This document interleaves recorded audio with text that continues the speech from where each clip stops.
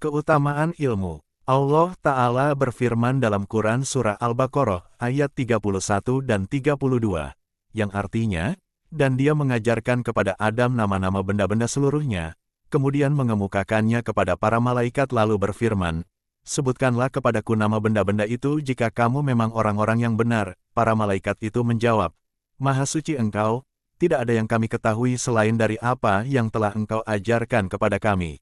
Sesungguhnya Engkaulah yang Maha mengetahui lagi Maha bijaksana.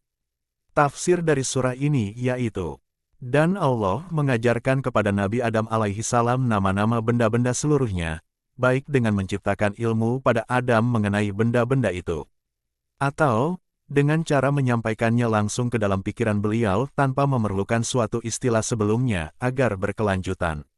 Belajar itu adalah suatu perbuatan yang umumnya mengakibatkan ilmu.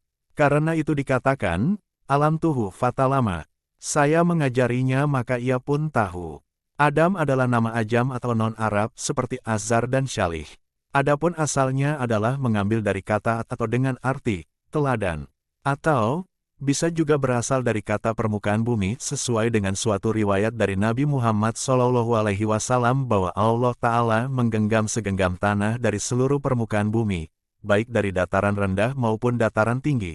Lalu dari tanah yang segenggam itu, dia menciptakan Adam alaihi salam. Karena itulah, anak cucunya lahir berbeda-beda, kemudian mengemukakannya kepada para malaikat. Damir atau kata ganti nama yang terdapat pada ayat ini, yaitu dua, kembali kepada benda-benda yang punya nama yang secara implisit ditunjukkan oleh kata, kalimat sebelumnya. Karena pembahasannya adalah nama-nama benda, lalu mudhaf ilaihnya, benda-benda, dihilangkan atau mahsud, karena mudhafnya atau nama-nama telah menunjukkannya, lantas mudhaf ilaih tersebut digantikan oleh alif lam pada. Seperti firman Allah, di sini mudhaf ilaihnya juga dihilangkan. Karena tujuan dari pengemukaan itu adalah untuk menanyakan tentang nama-nama dari benda-benda yang dikemukakan. Oleh sebab itu, yang dikemukakan itu bukan nama-nama itu sendiri, apalagi jika yang dimaksud itu adalah berupa lafaz-lafaz, melainkan yang dimaksud adalah benda-benda itu sendiri, atau apa-apa yang ditunjukkan oleh lafaz-lafaz tersebut, sedangkan sebab digunakannya domir mudakar atau kata ganti jenis jantan pada kalimat ini, yaitu, dua, adalah karena umumnya yang tercakup dalam nama-nama benda itu adalah jenis ugala atau yang berakal. Lalu Allah Ta'ala berfirman, sebutkanlah kepadaku nama-nama benda-benda itu. Ayat ini merupakan celaan dan peringatan terhadap para malaikat atas ketidakmampuan mereka dalam hal kekhalifahan. Karena mengendalikan dan mengatur makhluk-makhluk yang ada dengan tetap menegakkan keseimbangan sebelum adanya pengetahuan yang pasti, berada pada tingkatan-tingkatan bakat dan tingkat kebenaran adalah sesuatu hal yang mustahil. Jadi, ayat ini bukan merupakan taklif, karena ia termasuk bab taklif dengan yang tidak mungkin. Jika kamu memang orang-orang yang benar, karena menurut sang kamu, bahwa kamu lebih berhak menjadi khalifah di muka bumi, karena kemasumanmu atau kesucianmu dari dosa. Mereka, para malaikat itu, menjawab, Maha suci Engkau, tidak ada yang kami ketahui selain yang Engkau ajarkan kepada kami. Jawaban malaikat ini merupakan pengakuan akan kelemahan dan ketidaksempurnaan mereka, serta sebagai pernyataan bahwa pertanyaan mereka, pada ayat sebelumnya, itu adalah untuk minta penjelasan, istifsar, dan bukan penentangan, itirat. Dan bahwasanya apa yang tidak mereka ketahui, kini menjadi jelas bagi mereka, yaitu mengenai keutamaan manusia dan hikmah dari diciptakannya mereka. Di samping itu, juga sebagai pernyataan syukur mereka atas nikmat Allah dengan apa yang diberitahukannya kepada mereka dan disingkapkannya bagi mereka apa yang tidak mereka pahami. Serta menjaga kesopanan dengan cara menyertakan ilmu seluruhnya kepada Allah Ta'ala. Sesungguhnya Engkaulah yang Maha mengetahui, yang tidak ada sesuatu pun yang tersembunyi baginya. Lagi Maha bijaksana, yang sempurna dalam penciptaannya, dan yang tidak melakukan kecuali apa yang di dalamnya ada hikmah yang sempurna. Diriwayatkan dari Nabi Muhammad SAW bahwa beliau bersabda, yang artinya, sesungguhnya orang yang paling selamat di antara kamu pada hari kiamat dari hal-hal yang menakutkan dan jurang-jurangnya, ialah orang yang paling banyak membaca sholawat untukku. Dan dari sahabat Abu Hurairah radhiyallahu anhu dari Nabi Muhammad SAW bahwa beliau bersabda, yang artinya, barang siapa menempuh suatu jalan menuju ilmu, maka Allah akan menempatkannya pada jalan menuju surga. Dan sesungguhnya orang yang berilmu itu dimohonkan ampun oleh makhluk-makhluk di bumi, sampai-sampai ikan yang ada di lautan. Sesungguhnya para ulama itu adalah pewaris para nabi. Dan dari sahabat Abu Dzar radhiyallahu anhu ia berkata, Rasulullah Muhammad SAW bersabda, yang artinya, wahai Abu Dzar, sesungguhnya kepergianmu untuk belajar satu bab dari kitab Allah Ta'ala adalah lebih baik bagimu daripada engkau sholat 100 rakaat. Dan sesungguhnya kepergianmu untuk belajar satu bab dari ilmu, baik ia diamalkan ataupun tidak, adalah lebih baik bagimu daripada engkau sholat 1000 rakaat.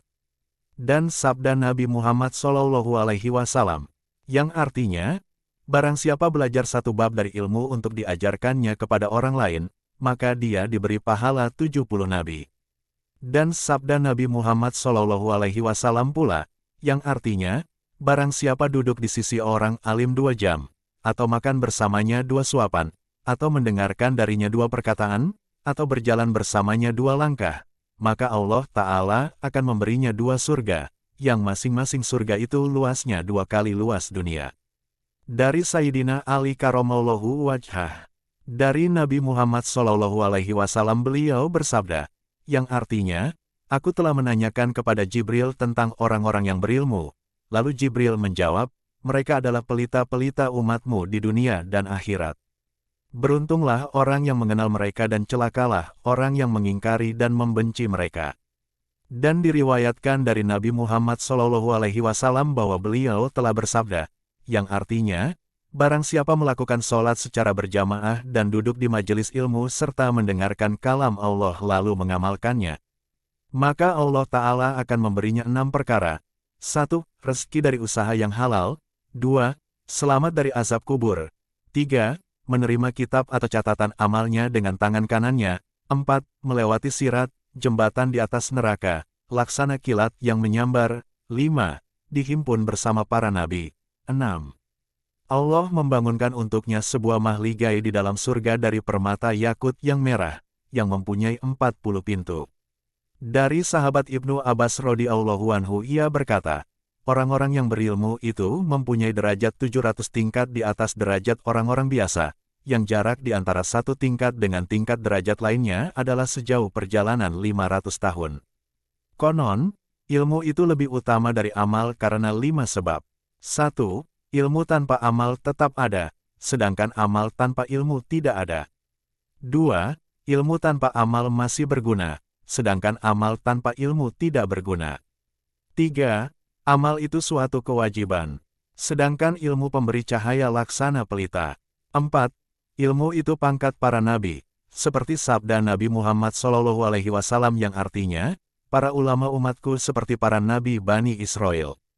5. Ilmu itu sifat Allah, sedangkan amal itu sifat hamba-hamba Allah. Dan sifat Allah itu jelas lebih utama daripada sifat hamba-hambanya. Dan dari Ibnu Abbas radhiyallahu anhu katanya, Nabi Sulaiman alaihi salam pernah disuruh memilih antara ilmu dan kerajaan, lalu beliau memilih ilmu. Maka beliau pun diberi ilmu dan kerajaan. Sebagian orang bijak berkata, kata ilmu itu terdiri dari 3 huruf, yaitu Ain, Lem, dan Mim. Ain berasal dari kata iliyin yang artinya tempat yang tinggi. Lem berasal dari kata al-lutfu yang artinya kelemah lembutan. Dan Mim berasal dari kata al-mulku yang artinya kerajaan. Jadi, Ain akan membawa orang alim itu sampai ke tempat atau derajat yang tinggi. Lem akan menjadikannya seorang yang lemah lembut. Dan Mim akan menjadikannya sebagai penguasa makhluk. Dan dikatakan, bahwa kemuliaan ilmu itu ditunjukkan oleh firman Allah Ta'ala kepada Nabi Muhammad SAW.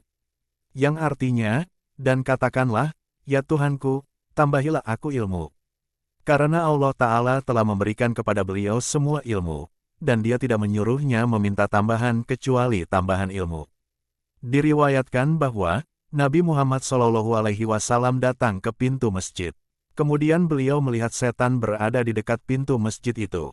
Maka kemudian Nabi Muhammad SAW bertanya, hai iblis, apakah yang engkau lakukan di sini? Setan itu menjawab, Saya hendak masuk ke dalam masjid dan merusakkan sholat dari orang yang sedang sholat itu.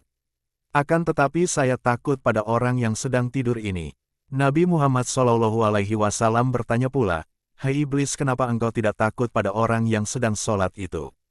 Sedangkan dia tengah beribadah dan bermunajat dengan Tuhannya, malah engkau takut dari orang yang sedang tidur itu, padahal dia sedang terlena." Setan menjawab, "Orang yang sedang sholat itu adalah seorang yang bodoh, merusaknya lebih mudah. Namun, orang yang sedang tidur itu adalah orang berilmu. Jika saya mengganggu orang yang sholat itu dan merusakkan sholatnya, saya khawatir orang yang tidur itu terjaga lalu membetulkannya segera." Maka Nabi Muhammad SAW bersabda, yang artinya, tidurnya orang alim lebih baik daripada ibadahnya orang jahil atau orang bodoh. Dan sabda Nabi Muhammad SAW, yang artinya, barang siapa ingin menghafalkan ilmu maka ia harus membiasakan dirinya dengan 5 perkara yaitu, 1. Sholat malam, sekalipun hanya 2 rakaat. 2. Selalu dalam keadaan berwudu. 3. Bertakwa kepada Allah, baik secara rahasia, ketika sendirian, atau secara terang-terangan, ketika sedang di tempat ramai. 4. Makan untuk mendapatkan tenaga, supaya kuat ibadah, bukan semata-mata untuk memenuhi syahwat, kelezatan atau kenikmatan. 5. Bersiwak, menggosok gigi, dan sabda Nabi Muhammad SAW, yang artinya, kebaikan dunia dan akhirat adalah beserta ilmu, dan kemuliaan dunia dan akhirat adalah beserta ilmu. Satu orang alim lebih besar dari segi keutamaannya di sisi Allah Ta'ala daripada 1000 orang yang mati syahid. Begitu juga sabda Nabi Muhammad SAW, yang artinya, matinya orang alim sama dengan matinya alam. Sedangkan di dalam kitab Al-Kawashi disebutkan, barang siapa mengecam orang alim dengan kata-kata jimak, maka menjadi kafirlah ia, dan istrinya tertalak dengan talak bain. Demikian menurut Imam Muhammad dan ahli fikih lainnya. Sedang Sadru Asis Syahid di dalam kitab Fatawa Badiuddin mengatakan, barang siapa meremehkan orang alim menjadi kafirlah ia dan tertalaklah istrinya dengan talak bain. Dan Nabi Muhammad SAW bersabda, yang artinya, akan datang suatu masa pada umatku, ketika itu mereka lari dari para ulama dan fukaha atau ahli fikih. Maka Allah Ta'ala akan menimpakan bencana kepada mereka dengan 3 macam bencana, yaitu, 1. Allah menghilangkan berkah dari usaha mereka, 2. Allah menguasakan atas mereka seorang penguasa yang kejam, 3. Mereka keluar dari dunia atau mati dalam keadaan tanpa iman. Demikian disebutkan dalam kitab Mukasyafatul Asror. Dan dalam hadis lain diriwayatkan pula, bahwa Nabi Muhammad SAW bersabda yang artinya, apabila tiba hari kiamat, akan dihadapkan 4 golongan orang di dekat pintu surga tanpa mengalami hisab dan azab. Pertama, orang alim yang mengamalkan ilmunya. Kedua, orang yang sudah naik haji yang sewaktu dia naik haji dulu, dia tidak melakukan perbuatan keji. Ketiga, orang yang mati syahid yang gugur di medan perang. Keempat, orang dermawan yang mengusahakan harta dari jalan yang halal dan menafkahkannya di jalan Allah tanpa ria. Keempat golongan orang tadi saling mendahului untuk memasuki surga lebih dahulu. Maka Allah Ta'ala mengutus malaikat Jibril untuk menjadi hakim di antara mereka. Pertama-tama, Jibril bertanya kepada orang yang mati syahid yang gugur di medan perang itu. Katanya, apa yang telah engkau lakukan di dunia sehingga engkau ingin masuk surga lebih dahulu? Orang itu menjawab, saya telah terbunuh di medan perang demi mencapai keridhaan Allah Ta'ala. Jibril bertanya pula, dari siapa engkau mendengar pahala orang yang mati syahid itu? Dari para ulama, jawabnya. Jagalah kesopanan, engkau jangan mendahului gurumu, ujar Jibril memutuskan. Kemudian malaikat Jibril menoleh kepada orang yang telah naik haji, lalu mengajukan pertanyaan-pertanyaan seperti tadi, dan akhirnya memutuskan perkaranya sama seperti keputusannya terhadap orang yang mati syahid tersebut. Kemudian malaikat Jibril mengajukan pertanyaan yang serupa kepada orang yang dermawan, dan mendapat jawaban yang sama. Akhirnya berkatalah orang alim, Tuhanku, aku tidak memperoleh ilmu kecuali dengan kemurahan hati orang yang dermawan itu, dan dengan sebab kebajikannya. Maka Allah Azza wa Jalla berfirman, sungguh benar apa yang dikatakan orang alim itu. Hai Ridwan, Bukalah pintu-pintu surga itu sehingga orang yang dermawan itu dapat masuk, baru kemudian mereka menyusul masuk sesudahnya. Demikian disebutkan dalam kitab Misikatul Anwar. Dan Nabi Muhammad SAW bersabda, yang artinya, kelebihan orang alim dibandingkan dengan orang abid atau ahli ibadah adalah seperti kelebihan diriku atas orang-orang yang paling rendah di antara kamu. Juga, Allah Ta'ala pernah mewahyukan kepada Nabi Ibrahim alaihissalam yang artinya, Aku adalah zat yang maha mengetahui, dan aku menyukai orang-orang yang berilmu pengetahuan. Sedangkan Al-Hasan rahimahullah berkata, nanti di hari kiamat tinta para ulama akan ditimbang bersama darah para syuhada atau orang-orang yang mati syahid.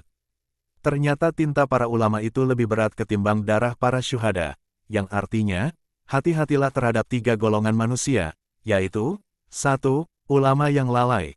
2. Orang-orang miskin yang congkak. 3. Orang-orang sufi yang bodoh. Dan sabda Nabi Muhammad SAW, yang artinya, kokohnya, kehidupan, dunia ini adalah dengan 4 perkara. Yaitu, 1. Ilmu para ulama. 2. Sifat adil para penguasa. 3. Sifat dermawan orang-orang kaya. 4. Doa orang-orang miskin. Seandainya tidak ada ilmu para ulama, maka akan binasalah orang-orang yang bodoh. Kalau tidak ada kedermawanan orang-orang kaya, maka akan binasalah orang-orang miskin. Kalau tidak ada doa orang-orang miskin, maka akan binasalah orang-orang kaya. Dan kalau tidak ada keadilan dari para penguasa, maka manusia yang satu benar-benar akan memangsa manusia yang lain, sebagaimana serigala memangsa kambing. Dan Nabi Muhammad SAW bersabda, yang artinya, barang siapa menafkahkan uangnya sebanyak 1 dirham kepada seorang pelajar yang sedang menuntut ilmu, maka seolah-olah ia telah menafkahkan emas kuning sebesar gunung Uhud di jalan Allah Ta'ala.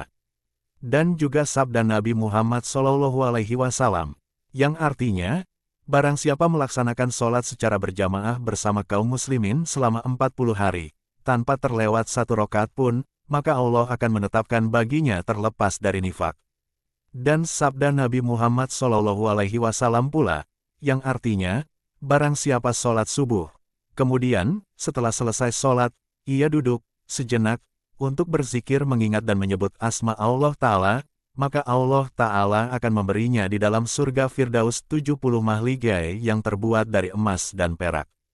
Dan sabda Nabi Muhammad SAW pula, yang artinya, sesungguhnya perumpamaan sholat itu adalah ibarat sebuah anak sungai yang mengalir di depan pintu rumah seseorang di antara kamu. Setiap hari ia mandi di situ sebanyak 5 kali. Masih tersisakah kotoran pada tubuhnya? Para sahabat menjawab, tidak. Beliau melanjutkan, begitulah sholat, ia mencuci dosa-dosa.